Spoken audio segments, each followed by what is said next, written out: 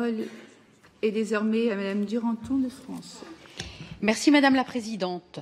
Je remercie Monsieur Kruchten pour son excellent rapport. Nous célébrons cette année l'anniversaire des 70 ans de la Déclaration universelle des droits de l'homme et les restrictions qui pèsent sur le travail des ONG se multiplient. Le rapport sur lequel nous débattons aujourd'hui décrit une situation de plus en plus sombre dans toute la région de la PCE.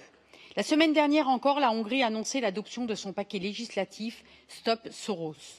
Celui-ci dresse une nouvelle série d'obstacles au travail des ONG.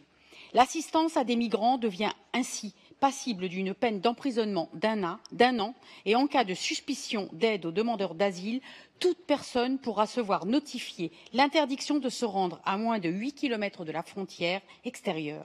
La prochaine étape, a annoncé la Hongrie, devrait être la taxation à hauteur de 25% des ONG financées par l'étranger et qui viennent en aide aux migrants. De telles dérives doivent être dénoncées. L'idée d'une plateforme ou de mécanisme de signalement des abus doit être soutenue en vue d'une concrétisation rapide. Il est temps aujourd'hui de redonner à notre institution les clés de son rayonnement. Nous sommes ici pleinement dans notre rôle d'Assemblée parlementaire du Conseil de l'Europe. Chacun à notre échelle, nous pouvons aussi nous faire les échos de telles initiatives au niveau national. En France, la Commission nationale consultative des droits de l'homme et le Défenseur des droits, de création plus récente, sont toutes deux des autorités administratives indépendantes et ont prouvé toute leur efficacité dans leur rôle de protection des droits et des libertés. La Commission nationale consultative des droits de l'homme agit sur saisine d'un membre du gouvernement ou sur son autosaisine. Elle conseille les pouvoirs publics et contrôle les engagements internationaux de la France. Le défenseur des droits, quant à lui, défend concrètement les droits des citoyens face aux institutions nationales. L'an passé, il a ainsi reçu plus de 140 000 demandes et traité près de 89 000 dossiers, obtenant environ 78% de règlements amiables favorables.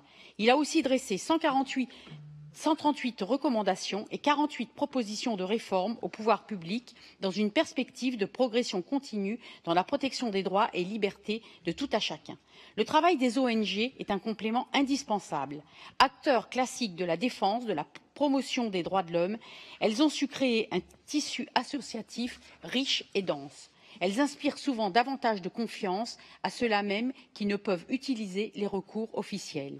Créer un nouvel instrument qui se fasse l'écho de leur travail à l'image de la plateforme pour renforcer la protection du journalisme et la sécurité des journalistes ne peut que renforcer leur efficacité et légitimité. Je vous remercie. Merci Madame.